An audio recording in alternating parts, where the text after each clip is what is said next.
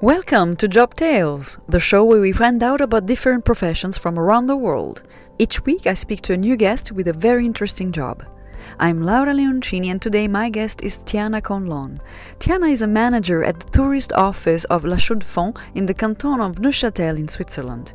I know that tourism as a job attracts many people. The pleasure of traveling, discovering new places, get to know the local customs, learn new cultures, and see amazing landscapes. Tiana, welcome! You work in tourism and your job is quite diverse. You get to explore your region and to help tourists discover your own canton. Can you tell me what your job entails? Yes, of course. Well, actually, I'm the manager of the tourist office in Chaux. Basically, I manage the staff, the schedule, I make sure everything is running, and I'm also at the front desk. So I do also answer questions about the region or what you can do in Chaux, what you can do in Neuchatel, in the Loc. So yeah, we also receive emails with questions. We also have to book accommodations for the clients. So that's basically what I do. Okay, so quite a 360-degree job, right? A bit of admin, organization, management, and were you always working in the tourist office? Well, I would say that's my first actual job. Okay. When I was when I was studying, I did work in a few watch companies as a receptionist. That was just basically to earn a bit of cash to be able to study. But yeah, that's always been part-time jobs. When I finished my studies, I traveled for a year, and when I got back, I didn't have any cash anymore, so I had to find a job, which I found again in watch company. So that was basically always part-time jobs. And after a year, I found my job at the tourist office in La Chaux-de-Fonds as a front desk hostess. Hostess, okay. And were you always interested in tourism, or was it just by chance? It's actually a bit of both. I've always been interested in tourism. I love the contact with people and I love my region. I know it quite well because as a kid, we always used to go walking in different parts of the Neuchatel canton, so that helped. And I know quite a few languages, at least the important ones for working in Switzerland, which are German and English. And so yeah, that helped to for me to have the position. Mm-hmm. Okay, excellent. So you said that you were traveling a bit around, and was it before your studies or after your studies? I think it was basically all the time. Okay. I started traveling with my father when I was a kid, like when I was 6 years old. The Etna volcano erupted, and my father said, "Yeah, let's go to see the eruption in Sicily." So I think I started loving traveling from a very young age. I never stopped during my studies. I always took at least a month to go and travel around the world. Amazing. Yeah, it's a very enticing, fantastic experience for sure. So, what did you study at school and university, if you went to university? Mm-hmm. At high school, I studied history of art. And when I finished my high school, I wasn't quite sure what I wanted to do. I wanted to be able to work in something that had to do with traveling or yeah, maybe tourism. But since I didn't really know what to do, I went to university and I studied history of arts again and anthropology. Mm-hmm. And yeah, I think ethnic groups always fascinated me, the culture. And so I studied at university for I think 6, 7 years because I was traveling a lot. So I spent more time sometimes traveling than studying. So that's why my studies were a bit long. And when I ended them, then I went for a world tour, yeah, for at least a bit more, a bit less than a year. Mm-hmm. And yeah, so the question was how I ended up working. Was it luck, or did I was interested in tourism? Well, it was luck as well. I was wanting to find a sort of real job, and a friend of mine was leaving her position in La Chaux-de-Fonds tourism office, and she then spoke about that to the company, and yeah, I was hired. Oh, awesome. Do you think that your travel experience made a difference to be hired? I don't think it really did. I think mainly me being at ease to speak with people, and having speaking German and English, as well as Spanish, which is also a plus. I think Mm, that's what definitely basically made me have the job. helped your case. Yeah, for sure. Mhm. So it was your first job, right? You said like your first, let's say, official serious job. Exactly. So I was hostess for about 10 years, and then they offered me the manager position. So my job doesn't change that much because I'm still very much at the front desk, but I have to manage the schedule of my colleagues, and just make sure everything is running and there's no bugs anywhere. So Yeah, okay. that's And the thing I do more than my other colleagues. okay. So the job did you learn it while doing it, or were some, you know, was a knowledge that you had before starting? I mean, besides for the languages, of course. Well, you do have to learn loads of things. You have to learn because I knew my region a bit, like the nature, what sort of routes you can do walking wise. But maybe what was lacking is more of everything to know about the museums and the hotels. It's actually quite nice when you start working at the tourist office. You spend 2 weeks to a month just visiting, so Mm, it's actually a cool start.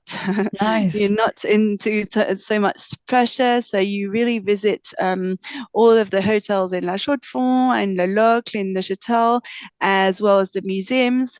That's the best way you can actually speak about it afterwards. Right. You became a tourist yourself in order to then show other tourists what to do in your region. Yeah, I think it's the best way because people they can guess if you're just saying, "Oh yeah, it was nice," but you haven't actually experienced it, right? Right. So we really have to experience all the different guided tours we offer. La Chaux-de-Fonds is not as well known as maybe other cities in Switzerland, but we do have loads of tourists that come to visit the area. We've got Le Corbusier that was born here, so several clients come to visit the different houses he built. We also on the UNESCO World Heritage List for watchmaking town planning. So that also we welcome a lot of tourists because we're on the UNESCO World Heritage Site Hmm. list. Sorry. And we also have loads of Art Nouveau decorations inside the buildings. There are also loads of watch fans that come to the area because we offer, for example, the possibility to visit a watch manufactory or to participate in a workshop to build one's own watch. So it's Nice. very, well, there's Diversified, all right? sorts. Yeah, exactly. It's very diversified.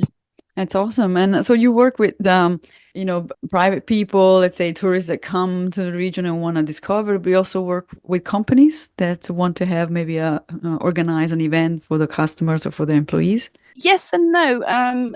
Yeah, we do have contacts with companies that look for activities they can do for their company's outing, and some of them want guided tours of the city, for example, or would like a workshop to build or to learn the basics on how to build a watch, and some of them want something more specific. In that case, we can always give them addresses of companies that organize really special days, you know.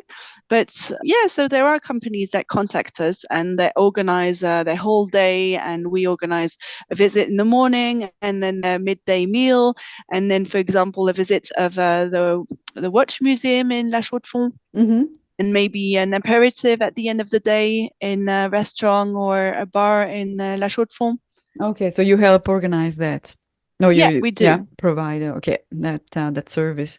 Great. And so when you started a front desk, what was your, let's say, your day, typical day? Well, what my typical day is now, basically when I get to work, I verify if there are any important emails we have to look at.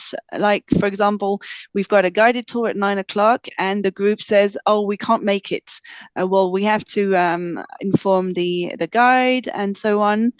So I basically verify that there's nothing urgent in our emails. I actually also take a bit of time to look at to read the local newspaper, Okay. because you could sometimes have articles on events, or I don't know, a road that could be closed, and you can be sure that someone during the day is going to call and say, yeah, I just read in the newspaper about this event, and then you can say, yeah, I know exactly what you're talking about, and here is the information, and that's where you can buy the tickets and so on. So we try to be very proactive, and yeah, you can't answer all the questions all the time, but Hmm. we do our best to have the information as quickly as possible, Yeah. or at least to be able to see or know where we can find it if somebody is looking for it. Okay. And so if I want to work in a tourist office, what are my options, let's say, in terms of jobs? You were talking about front desk and then manager. Are there actually many positions in a board, in an office, sorry? Yeah, well, there's quite a lot. You've got you could work in marketing or as a project manager to find new activities ideas. Okay. Like 10 years ago, we didn't have any activities regarding watches, for example, and the project manager started there and started having contacts with different private watchmakers, and then we started offering workshops to learn the basics of how to build a watch, for example. So Mm. you Very could be interesting, a by the project, way. yeah, exactly. You could be product manager or working, as I was saying, in marketing, coordination as well. So yeah, there's a range of possibilities. Okay. What is, having done this now for 10 years, what are the main skills that you would say are important for your job? I would say being at ease with people and At ease smile, meaning, yeah, meaning welcoming, and yeah, being able to adjust with all sorts of different people, personalities, and requests. okay. Yeah, and what I always say to my colleagues or the interns that start here is proactivity. That's my motto, if I can Hmm. say that Okay. that way. If someone comes and says, "Okay, I'm looking for the watch museum," you don't just give them a map and show them where the watch museum is and say, "Okay, have a nice day and Mm-hmm. goodbye." You want people to visit the city as well, and maybe stay for midday, have a bite to eat in one of our restaurants, and who knows, maybe they'll decide to stay one night. Right. So, really, the idea is to show them the range of possibilities they have, and when they were actually planning to come only for one visit, you understand? Yeah. And either they have time and they decide, oh, well, oh, that looks nice. Maybe I'll stay one night. In Neuchatel, we've got a very nice option. When you sleep in a hotel or a bed and breakfast, you get this special card called the Neuchatel Tourist Card, Hmm. and it actually gives you free public transport in the whole Neuchatel canton, as well as entries to most museums, a cruise on the Neuchatel Lake, for example. So people also come and stay in our region because they know they have all these free options they can do, and that often makes people decide to maybe stay one extra day Yeah. or at least one extra night. Because when I think of the tourist office, if I go to a city, then I go to the tourist office, but I never think of contacting the tourist office beforehand to plan my stay. Does that happen now with tourists that they contact you? Yeah, basically more people that are interested in a guided tour. And that, Okay. we also have a tourist train to discover La Chaux-de-Fonds or Le Locle. So mainly people that are organizing these types of activities, or that would like us to book a hotel night for them.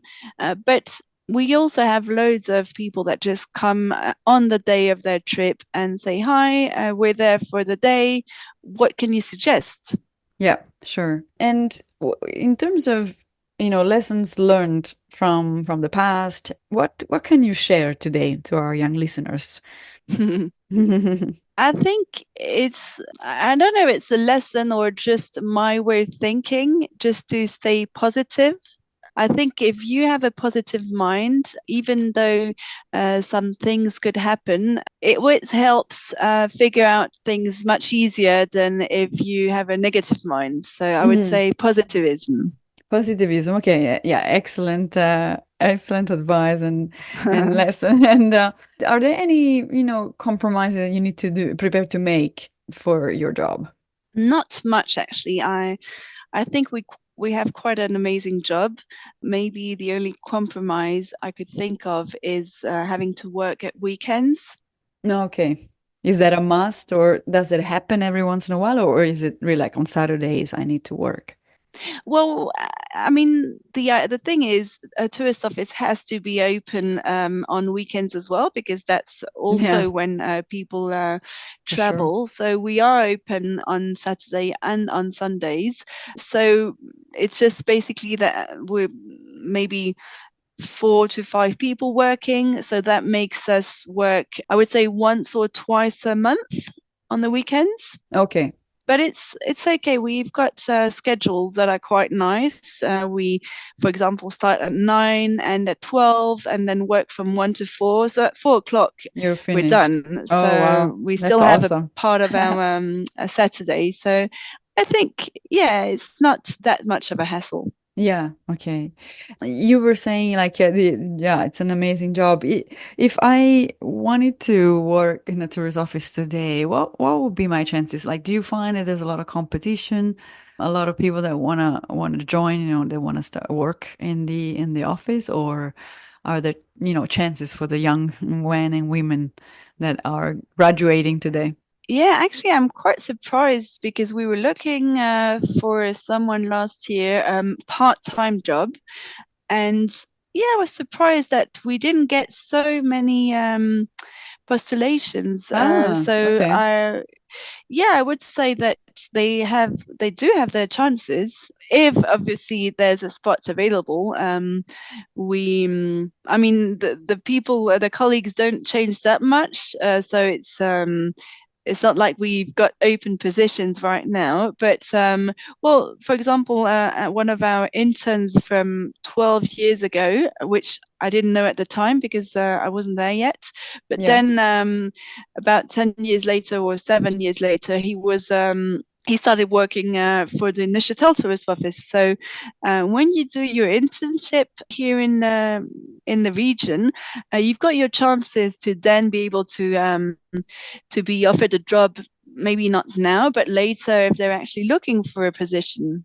Mm-hmm. Yeah. So there's always these the options to do, yeah, to go somewhere else, or to like, for example, if you wanted to, or if you knew Italian, for example, and you wanted to work a little bit in Ticino, maybe you could Mhm. apply, also based on your experience today. Exactly. The thing is, I don't know Italian, Uh, unfortunately. or in But Zurich. yeah, in Zurich, I could do. Yeah, obviously, either my Schweizerdeutsch is not that good, but yeah, I mean, I'm sure if you do, you know German? I do, yes. Okay, so then you could actually be I could working for apply. us. You could apply if you want to change once. Right. I'm sure the languages are very, very important for this. And It is, yeah. I just looked at the numbers from last year, for example. In hotels, 60% of people sleeping are Swiss. Oh, So I would say in our tourist office, it's maybe the numbers are a bit similar. Swiss meaning maybe 40% Swiss German and 20% French speaking yeah, Swiss. So yeah, 40% of Swiss Germans is mm, quite a lot. quite a So lot. obviously, if you don't know German, it's not the best place for you. Yeah, and I know that by experience as well, like in Switzerland in particular, having at least two, if not three languages is a must, and German is very important, yeah, to get any job, especially also in the French region. So yeah, education in languages is top priority for Exactly. And I would actually suggest the youngsters to go and learn a language abroad abroad. because, Mm, yeah, I don't know. it's I think when different. you're at school, sometimes it's a bit complicated, and some teachers don't really speak like their German teachers, but they don't speak German in their course, you know. So you learn your exercises, but you don't hear the language being spoken, you know. Mm, And it's really when I went abroad to Berlin for a year during my university that I yeah. actually managed to improve my German. Yeah, absolutely. Yeah, that's a really important point to go out and learn. And also it really helps to in your personal life to learn how to live abroad and to be more independent and understand other cultures. This is Exactly. very important, yeah. And one last question that I haven't asked in a long time. It's about new technologies and, AI, artificial intelligence, cybersecurity or virtual reality. How do you see that entering your field of work and how is it changing? Being at the front desk, I can't really, for the moment, see a lot of changes. I think for the moment, we use the technology more as a tool, for example, on our internet site, Hmm. like AI. But yeah, for the future, obviously, one doesn't really know what's going to happen. Hopefully, visitors will continue to prioritize human contacts and Yeah, personalized advice. right. But who knows what will happen? I was going to say in 10 years, but even maybe in 1 year, Even, you know, yeah, because exactly. these days things go so fast that you can never know. Yeah, and also the virtual tours, if you can imagine virtual tour of a chateau or the museum itself as a amuse-bouche, like in the real museum or if you like watch museums. So I think that the virtual world could be is going to be more and more present also in tourism, but nothing substitutes the real life experience you have somewhere. Yeah, I quite agree. And I think people, although everybody's on their mobile phone all the time, I think people are getting back to wanting this Yeah. contact with other people, you know. So I'm sure that they will still want to have someone at a tourism office that can answer their questions and give them more ideas on things to do in the area. So yeah, fingers crossed. Fingers crossed, and also all the best of luck for your next chapters, wherever they are, Thank you. whether it's in the tourist office or somewhere else. And thank you so much for sharing your experience with me today. Welcome. Thank you for having me. That was Tiana Conlon, manager at the tourist office. You will find more episodes on Spotify, Google Podcast, and Apple Podcast, as well as any of your favorite players. I'm always looking for new guests, so please send me ideas to jobtalespodcast, all one word, @gmail.com. See you next week for a new episode of Job Tales.